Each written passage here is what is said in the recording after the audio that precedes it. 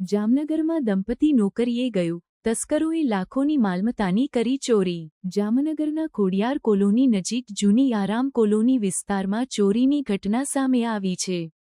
Mechanical એન્જિનિયરના મકાનમાંથી 24 તોલા સોનાના દાગીના ચોરી કરવામાં આવ્યા.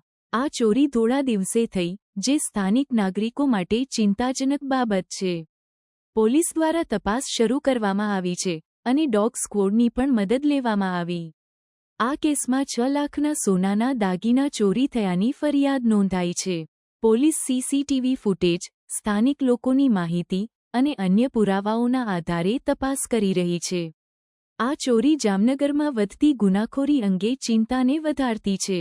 સ્થાનિક નાગરિકો સુરક્ષા માટે વધુ સજાગ બનવાની માંગ કરી રહ્યા છે.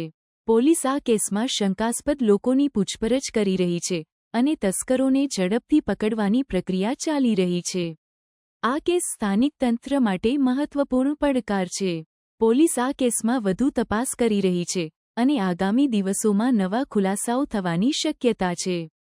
જામનગરના નાગરિકો સુરક્ષા માટે વધુ સજાગ રહેવાની અપેક્ષા છે. Jamnagar city C division police સ્ટેશનમાં ખોડિયાર કોલોનીમાં જૂની આરામ કોલોનીમાં જે ચોરીનો ગઈકાલે બનાવ બનેલો છે તેની વિગત એ મુજબ છે કે જે આ મકાનમાં જે ભાડેથી જે રહેતા હતા વ્યક્તિ એ બપોરના સમયે મકાન બંધ હોય તે સમયે કોઈ અજાણ્યા ઈસમ દ્વારા મકાનના પાછળના ભાગે આવેલા દરવાજામાં નીચેના ભાગેથી તોડી અને પાછળનો દરવાજો ખોલી ત્યાંથી ઘરમાં પ્રવેશ કરી અને ઘરમાં અલગ અલગ બેડરૂમમાં અને રૂમમાં રહેલા કબાટોમાંથી સોનાના અલગ અલગ જે દાગીના છે તેની ચોરી કરવામાં આવેલી છે.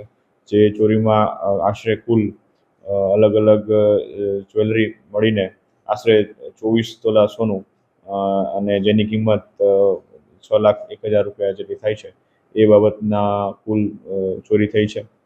જેની બાબતની ફરિયાદ સિટી સી ડિવિઝન પોલીસ સ્ટેશનમાં BNS 331-3 અને 305 એ મુજબની ફરિયાદ દાખલ કરવામાં આવેલી છે અને અલગ અલગ ટીમો LCB અને સિટી સી ડિવિઝનના સ્ટાફ દ્વારા આ પ્રકારની ઇન્વેસ્ટિગેશન ચાલુ છે.